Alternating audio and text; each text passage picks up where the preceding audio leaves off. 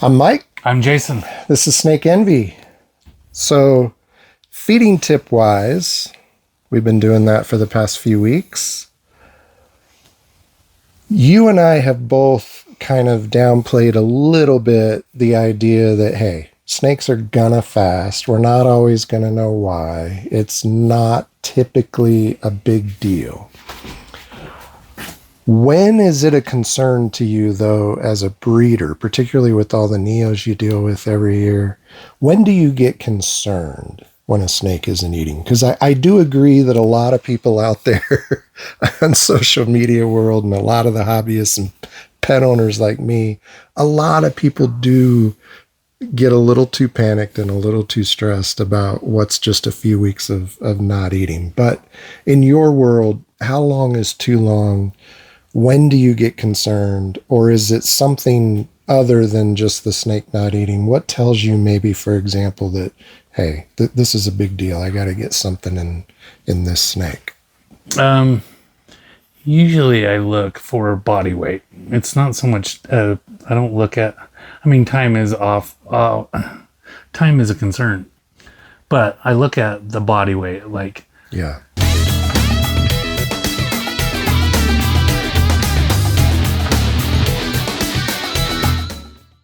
Some people might not understand or, notice as well. You kind of have a knack where the longer you've done this hobby for. I look for, a snake getting skinny, the spine starting to, you don't ever want that spine starting to show. Right. Like that's too far. So I really watch for body weight a lot of the time.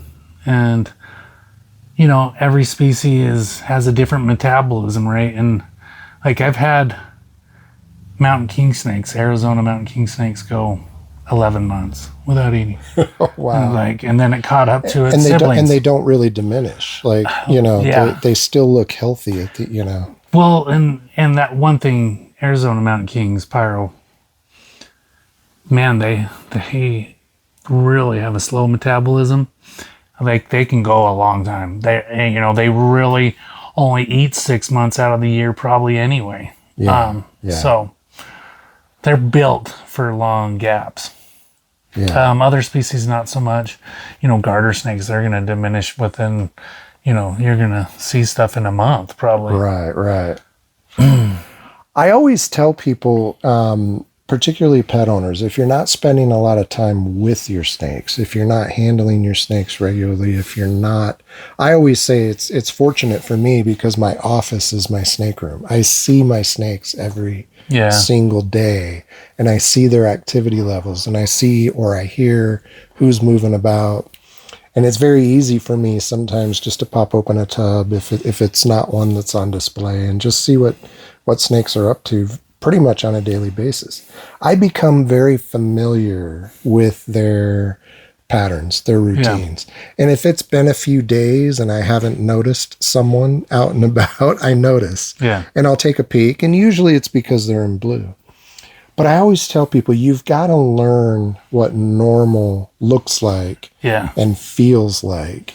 Because one of the things that will clue you in that a snake is declining, that it's diminishing, that it's not just a simple fast, is it'll feel different. It won't feel as strong. It won't feel as solid. It'll almost feel, I don't know if soft is the right word, but you know what I mean. Soft, weak, yeah. They feel a little weak, and they don't resist against you holding them the way you're used to. There's not as much strength. Yeah. Now, species are, so even before you see the spine, you might notice just, hey, something doesn't feel right. Now, species are different. There's a big difference between bull snake strong and corn snake strong. So you gotta get used to what both feel like. Yeah. And if you're never handling your snakes, never spending time with them as a pet owner, then in a lot of ways you don't really know as well what normal looks like and feels like. Yeah. And you might be slower to notice that spine's starting to show a little bit. And I feel like, some people don't really know what a good weight, a healthy Right. looking snake What is. does And a like, healthy snake look like? I love to do field herping and I love the animals in the wild. And I try to mimic that health. Like you don't see, I don't know if I've ever seen an obese snake in the wild. Like maybe it's gorged itself on a big meal. a clutch of or a batch of tadpole eggs or frog eggs or whatever. And they could be bloated at the moment, but like I don't see overweight snakes. No. I see overweight snakes in the hobby. Like people don't know proper weights. I see that. And on the flip side, we rarely see snakes in the wild that look like they're starving. Occasionally, but not as often. Occasionally, like particularly with neos and young ones that you find in the wild, you can tell that one that maybe isn't eating as well as the others. But typically by the time they reach adulthood, it's rare that you find snakes that are on both extremes. It's rare you see obese. Yeah. It's rare you see a snake that looks like it's starving. But occasionally, yes. It's more likely we're going to see a thin snake than we're going to see an obese one. Yeah, I've seen the snake. I've seen snakes in the wild. Yeah. Like a few times where, it's been a long, hot, dry summer and they've suffered a little bit that way. Yeah. So dehydration, by the way, if you know what a snake looks like when it's dehydrated, sometimes that is similar to what they look like when they're undernourished. You'll see sags in the skin, and like Jason said, you'll see that spine starting to show. That's not good. That's when you got to start thinking at that point, I got to get something in this snake. Now, that doesn't mean force its regular meal into it. That's where we talked recently about smaller and maybe a couple of fuzzies or something, but just try to get something into the snake.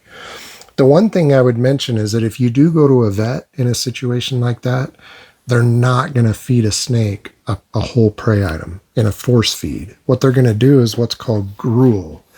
And if you've ever had bottle-fed puppies or kittens, they graduate from the bottle to gruel. And that's basically where you grind up the puppy food and you mix it with the bottle formula. And it's kind of a soupy. That's what they're going to force feed a snake with in a vet. They're going to fill a syringe with gruel, and it's a very high protein, good fat content, and it's going to be the sort of thing that they're going to push into a snake's stomach. But it's going to be in a almost liquid form. It's going to be more like a paste. You can actually do that at home. If you have a blender you want to sacrifice, you can mix a little bit of water and you can mix some small prey items and you can create a gruel and you can use a syringe. And that's actually the safest way to force feed a snake as well. If you're trying to force feed prey, if you have experience with it, it's pretty easy. But that's actually an easier way to get some food into a snake and then see what happens. If you get a couple 3 fuzzies worth of food into a snake, what happens at that point? Do they regurge? Do they keep it down? Do they have diarrhea? Then you got a clue that maybe something's going on beyond just not eating. Maybe the snake has another issue and that's why it's not eating. Yeah. John brought over a snake like 4 or 5 months ago, a little Great Basin gopher snake that was just wouldn't take a frozen thawed, and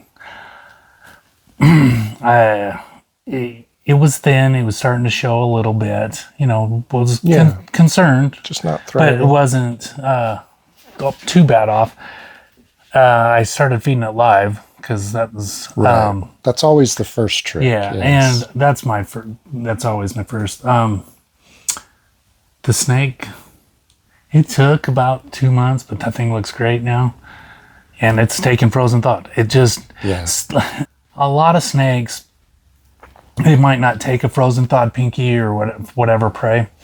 And what I do is I'll just feed them live. And eventually they get that drive in them to where they're just taking anything. Yes. And it takes time.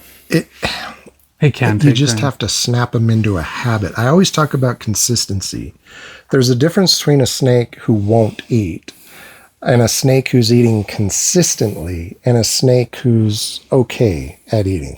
And one thing I wanted to mention, another thing you can do beyond live prey is back off on the feeding schedule. Go to every other week. Yes, and very important. And it's a very live prey and every other week feedings. If you have snakes that are driving you crazy, Jason and I have said many times, the keeper is usually far more stressed when a snake is fasting than the snake. The vast majority of the time your snake is fine, but it's driving you crazy and you're dreading feeding day because it's like, is this thing going to eat today? Yeah. And you're already all worked up and prepared for disappointment.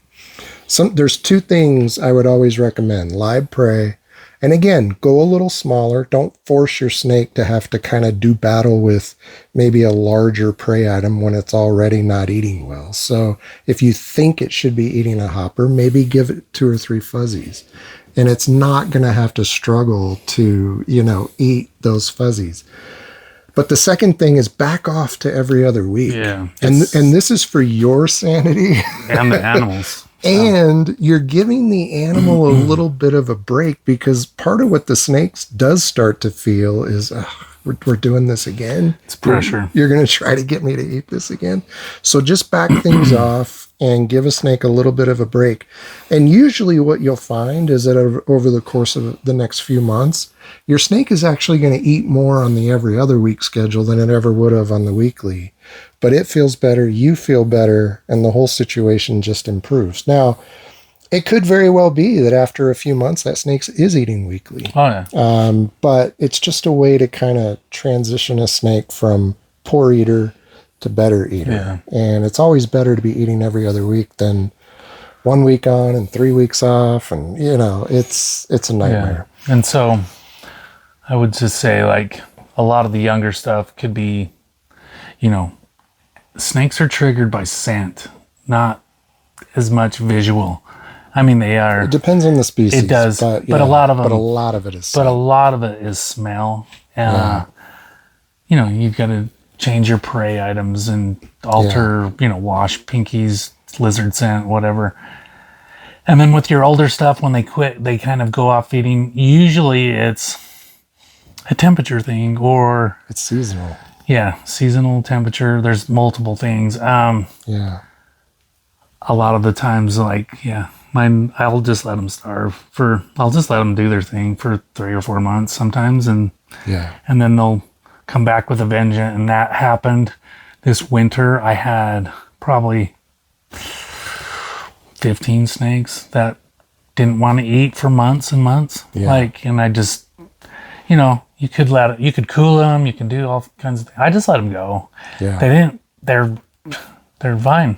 They're totally fine. And then they just snap out of it when they're ready, or the season changes. And they'll catch up. Now, as a pet owner, one thing I would recommend, I mentioned in my office, like if I have a snake that I almost always see in its warm hide, or I see it kind of either or, and suddenly I notice over the course of a week, it's always at the cool end of its enclosure. That is a clue to me that maybe something is up. And it could be I have a thermostat that's gone out. Maybe that warm spot now is too warm, and so it's avoiding it.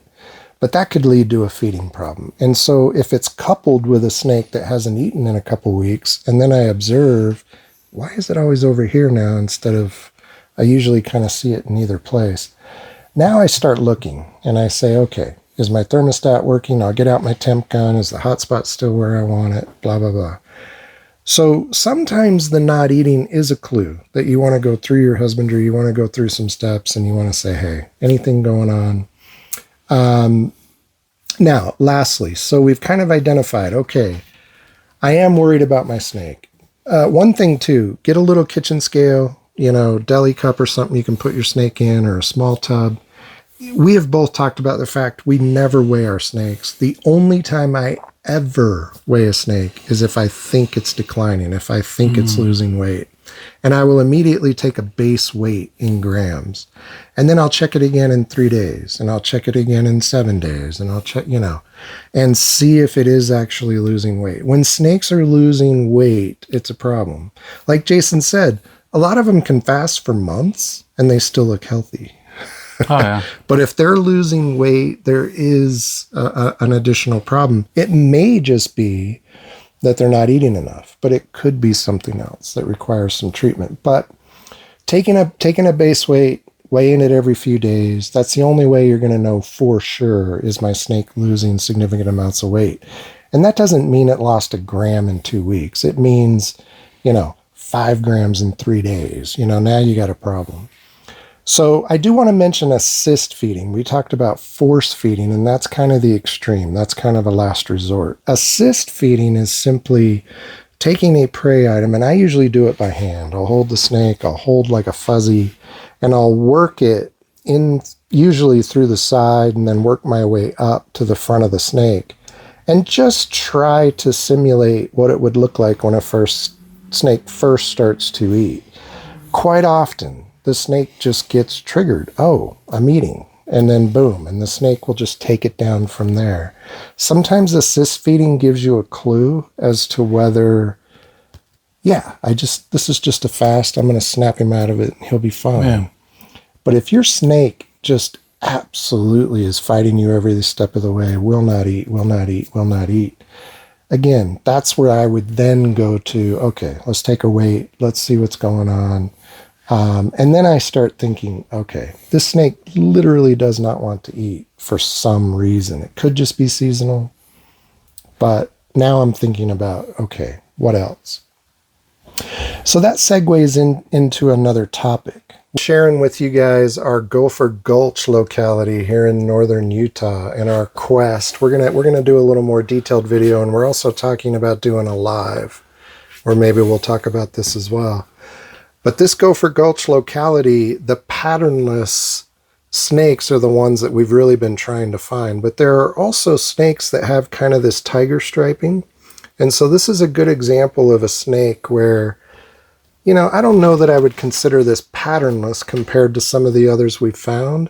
But that background tiger striping is really light, subtle. It's a beautiful animal, great color, because here in northern Utah, gopher snakes are typically a lot darker than this. And so when we get these lighter variations, they're not as light as the blondes that everybody loves from California and Nevada, but these lighter colors are very unusual here in northern Utah. Normally you got to go further south in the state and you start finding snakes that are a lot brighter.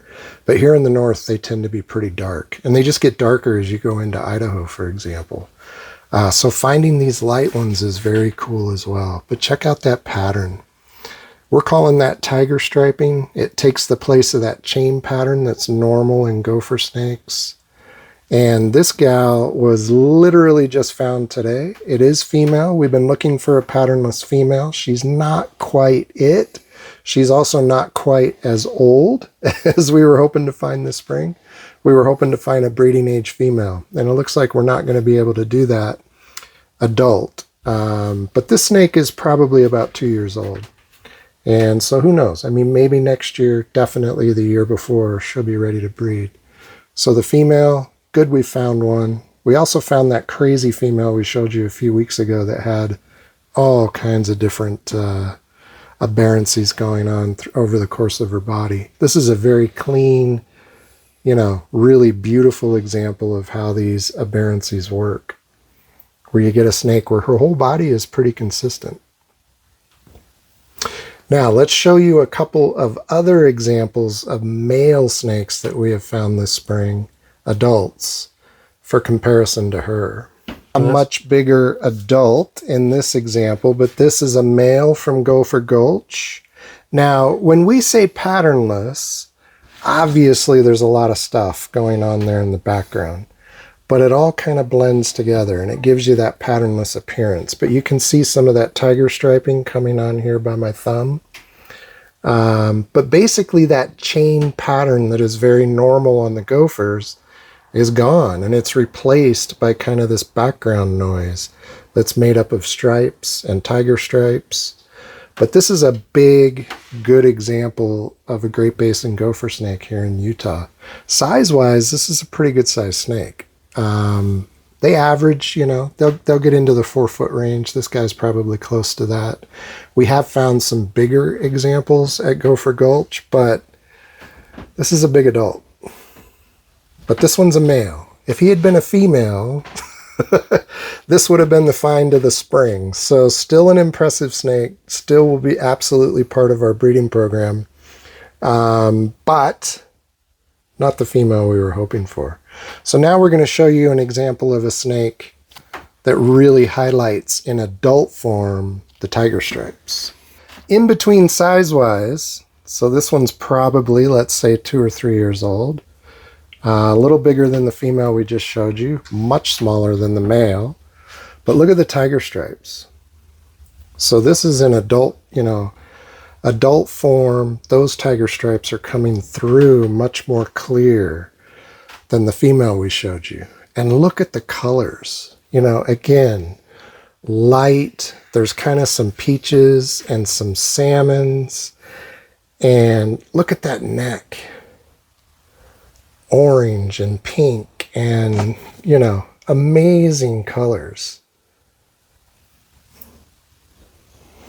And this is what's so incredible about this location is that it's not just the patterns, it's the colors and the size. I mean, for here in northern Utah, we have found several very, very, very big examples of Great Basin gophers. So this locality just has it all.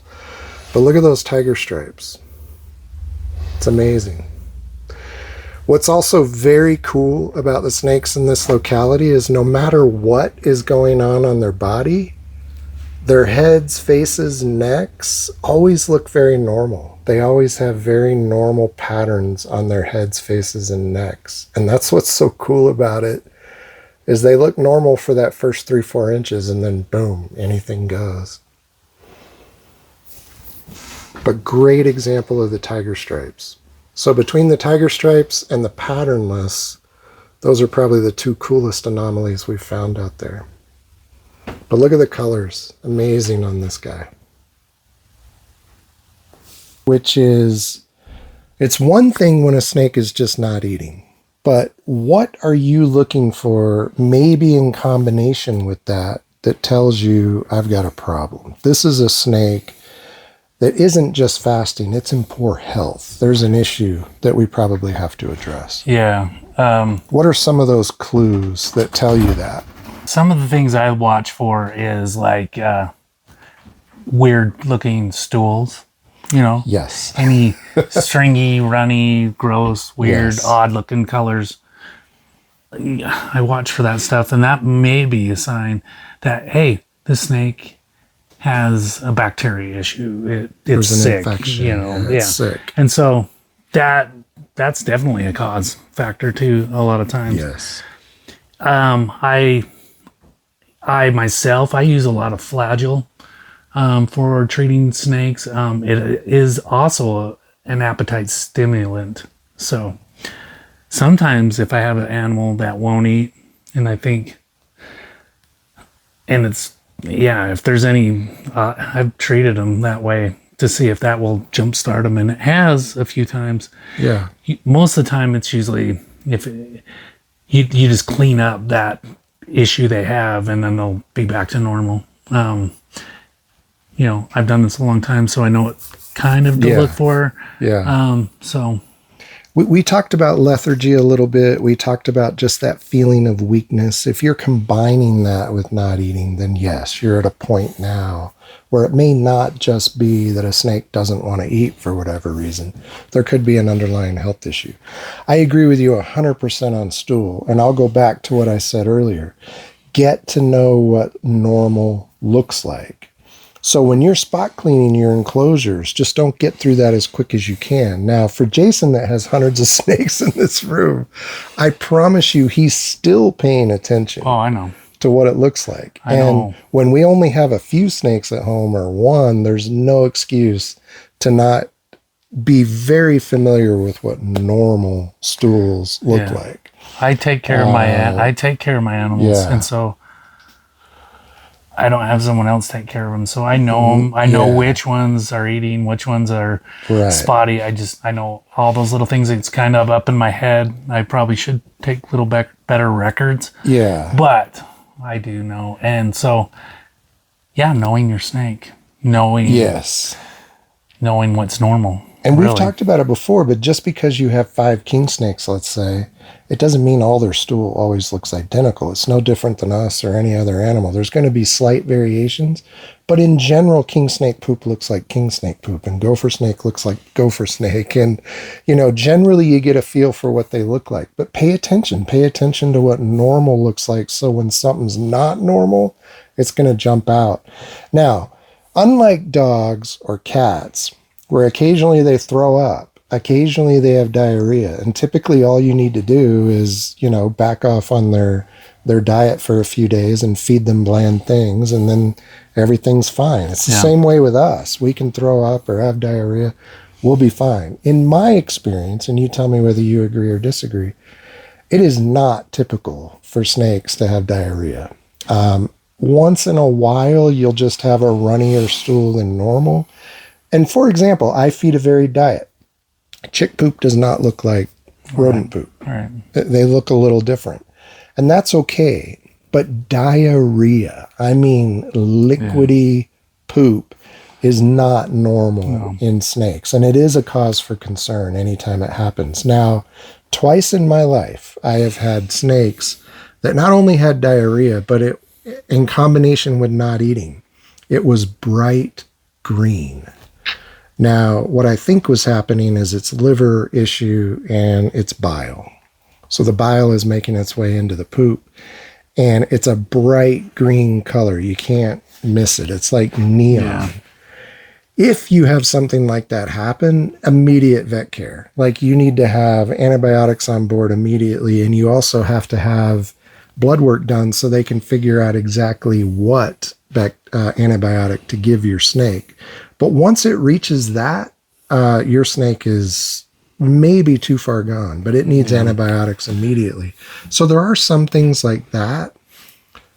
You don't take those lightly. But diarrhea in snakes, and I'm talking about liquid, not normal. It definitely calls for a vet visit. Cottage cheesy stuff as well. Now, like Jason said, stringy. I've typically only seen that with wild-caught snakes. But if you have a wild-caught snake you bring home, you'll know immediately if those poops are stringy and, the balance of urates and poops is off and it's stringy and it just does not look like snake poop. It's worms.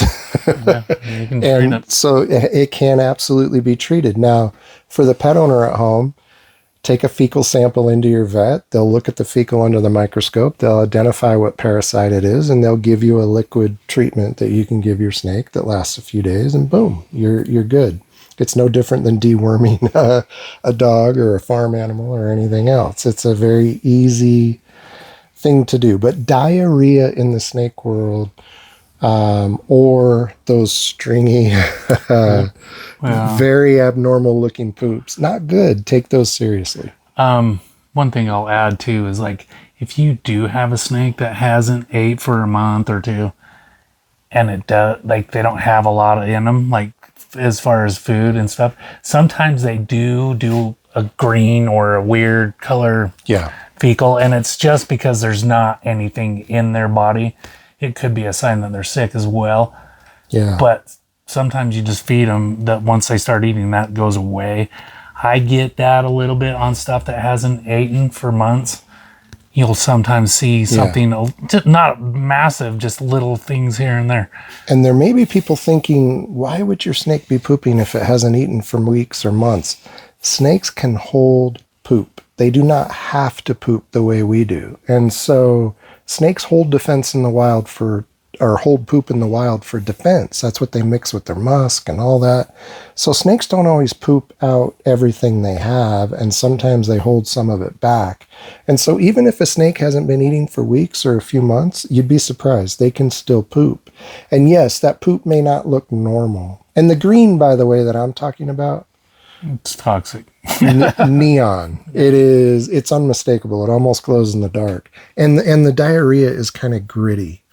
So there's things in there that shouldn't be there, and it's always a sign of something bad. But yeah, weird colors. Keep in mind, when snakes eat rodents, they're also eating whatever the rodents ate. So it's not uncommon that you'll see browns or darker greens, or it's not uncommon you'll see some colors other than black and white in snake poop. But when it's really weird, it's either bloody or it's neon green glow in the dark, or it's, if the poop, the diarrhea has this gritty, sandy looking, anything that just seems way out there, trust me, your snake is in serious need of veterinary care. And it's sometimes it just happens. It's just from living life to eating this and that, like, you know. It's not always. How does a snake get sick in captivity? Like, but it happens. It does. And they can get bacteria in their digestive tract from being in captivity, eating mice, eating frozen thawed prey, eating live prey. Could get a bad one even. Yeah. I mean, it happens. And now, last piece of advice, and then we'll get your last word. I always recommend that you either know where your local reptile vet is.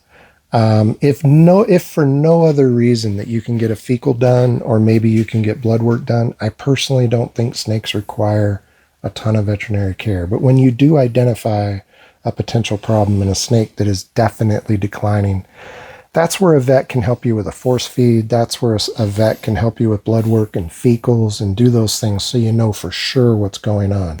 Second thing I would recommend, here in Utah, we have access to state labs. There is one about 10 minutes from where we are right now. My wife and I took a chicken there once to get a necropsy. But look in your local area and see if you have access to a state lab or a university lab where they will necropsy animals. The one reason I recommend knowing where to go, if you have multiple snakes in your collection and you have a snake that dies suddenly or of a weird, quick decline, in my experience, snakes either die completely out of the blue, you never would have guessed anything was wrong, and you just go in one morning and they're dead, or it is a very quick, very obvious, very sad decline where they just decline very, very quickly, and you literally watch them wither away over a couple of weeks, and it's really sad. But it's, it can be helpful to go get a necropsy if you're worried about something that could be contagious, or if you're worried about something that could pose a risk to the rest of your collection. Then you can go get a necropsy done. They can tell you exactly what happened and why.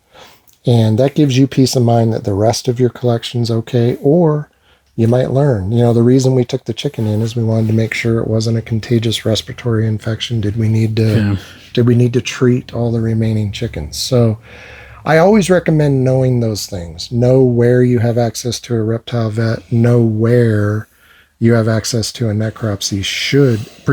Think about it. If you had 2 snakes die within a few weeks of each other, you absolutely need to go find out why. And now some vets, the reptile vet may also be your source for a necropsy. My last snake that died, I did my amateur necropsy, and I found a huge growth in the snake's liver and a couple of small ones that were developing. So that happens over a long period of time. Yeah. That snake may have been doomed, years prior from exposure to who knows what. It's just like humans. And it's just like cancer or whatever. Yeah. You can develop an illness in your 40s or 70s or 30s. And that snake never gave a sign. My grandson and I, in fact, were looking at that snake the night before. We didn't handle that one. We handled some others. And then I woke up that next morning. She was dead. I had no clue that anything was wrong with her. She had no symptoms, no bad poops. She was eating. She just had something growing in her liver. But know those 2 things. Know where you can go get help if you need it. Last words. What's kind of your, in all your decades of experience, if I see this, I'm worried. I really watch. For illnesses, I really watch the fecal. That's always that's all. Big usually clue. A big sign. you know, there's other problems like mites and stuff that may just eat your animal alive, but like that won't show up in fecal, but that's a visual problem, you know, as well. So, you know, it really just goes back, know your animal, know what's normal. Know what normal looks like. Yeah. I promise you, when you know normal, the abnormal just jumps out at you. It's almost immediate. Something's wrong. Anyway, please like, subscribe, comment. Tell us about your experiences. What have you learned over the years in terms of warning signs, red flags? When is not eating just not eating? And when combined with something else, is it a very big deal? Thank you. Thanks. That's a big boy. Man. Is this the biggest one you found? No. No? Oh, not even close. Really? Gosh, we found some monsters out The there. one John has that's patternless. We're pushing 5. We're gonna let him really? go. We're gonna let him go. But he's pushing 5. But he is big. Wow. I bet he's like 48 inches or so. Really? And He's he's definitely over 4 feet, but he's got a big head, and he's man. thicker than this. I need to go see him before you. I need to put that other female in with that one. Just bump them into both. This is a pretty snake, and the pattern. So strange. You know, This is such a strange look. but But if this you is got a good that, sized one. But this, all this dirty looking like speckly shit in albino form might be bitching. That I know that would be cool. Yeah. What color do you think would it be? Be yellow, lavender? yellow and orange.